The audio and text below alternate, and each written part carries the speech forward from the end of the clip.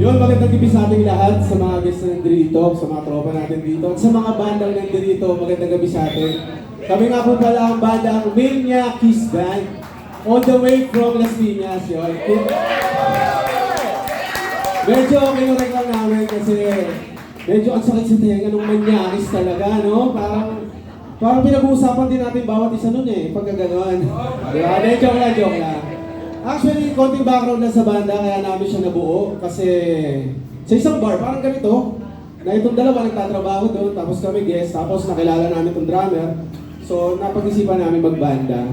Awa naman ng Diyos, 12 years na kami nagtitinisan. Totoo yan, kasi hindi naman, parang relasyon din ang pagbabanda, di ba? Correct me if I'm wrong, mga chong. Sa una, masaya eh. Di ba? Sa una, parang gagaling yung lahat eh. Pero eventually, when time goes by, syempre magkakaluhan kayo ng ugali. Ang hirap tiisin ng ugali ng bawat isa. Merong tamad. Tamad sumipra. Yan ang number 1. Sinend mo na sa GC kung anong line-up. Pagdating sa event, ano nga yun, pre? Ano nga yung first song natin? Ano yung second song? Diba? Parang sakit din sa ulo. Pero, awa naman ng Diyos. Nabuo kami at nagtitiisan hanggang ngayon. Yun. Second song namin, unang kanta pala namin galing sa sa banda na Tanya Marcova. Ano rin namin, iniidolo namin banda. Yung mga naka-face paint sila.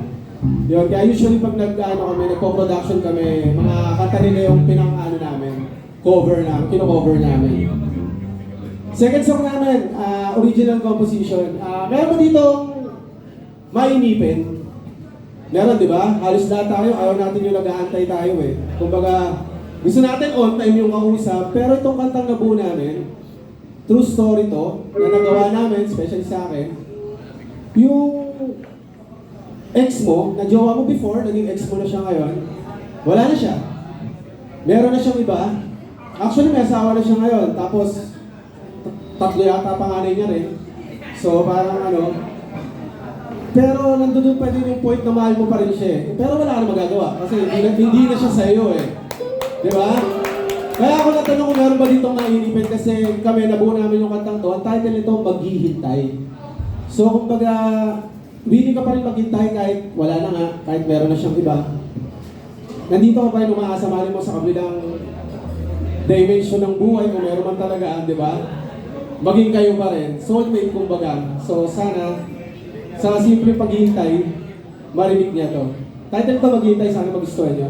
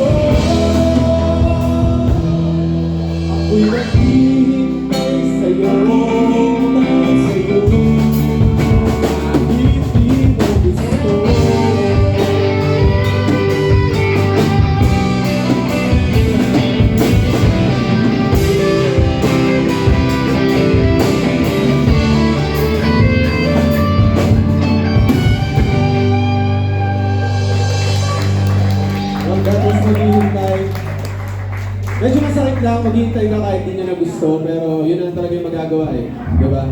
Kaysa naman nag-away mo siya doon sa asawa niya, hindi nagkakaso ka ba? So, ano? Bansa ka naagaw. Ano daw? Bansa ka naagaw. Oo nga, bansa nga naagaw eh. Kaya lang bad yun. Kasi ang hirap na ngayon, konting kibot, matutulpo ka niyan.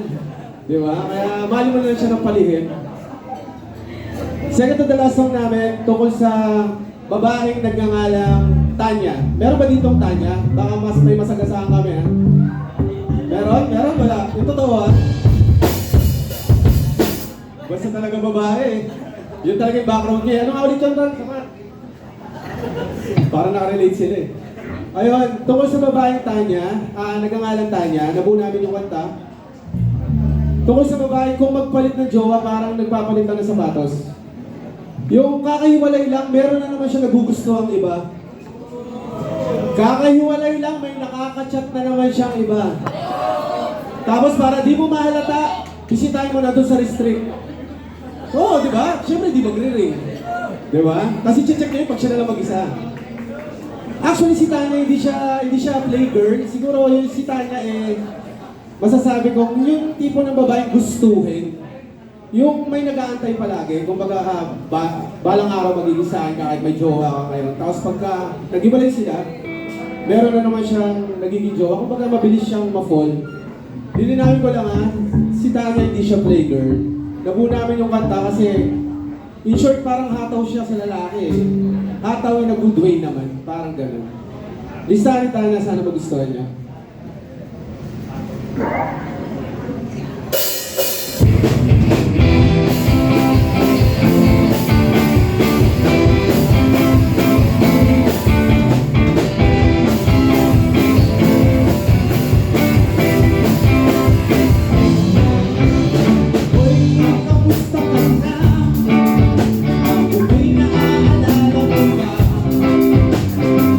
Yung best na niya, na ex mo na kanina, ngayon ay nag-aalam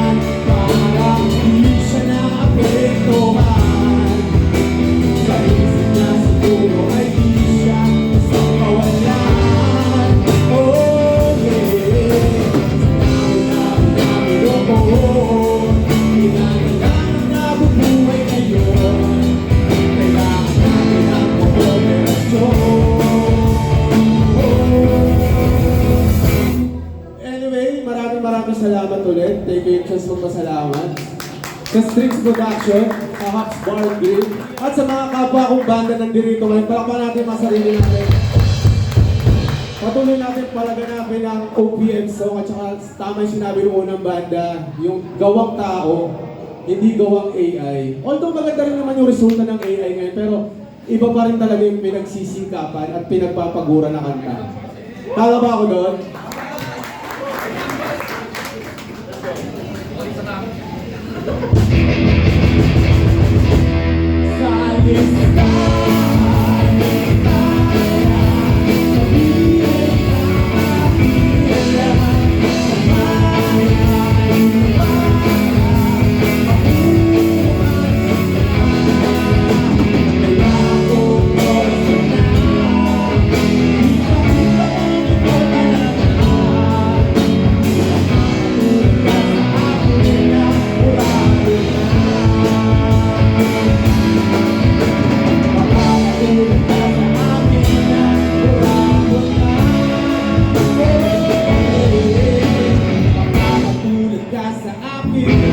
Kurado na.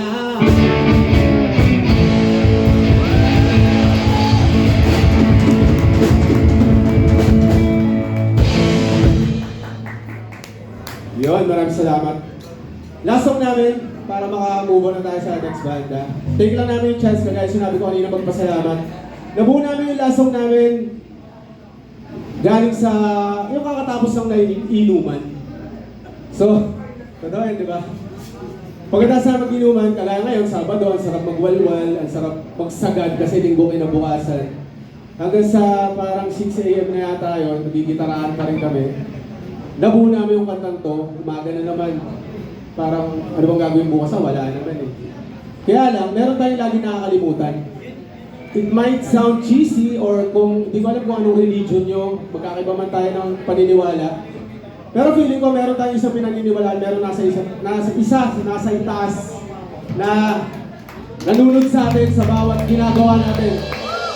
Right now, hindi naman magiging possible itong pagtitipon natin kundi rin dahil sa Kanya.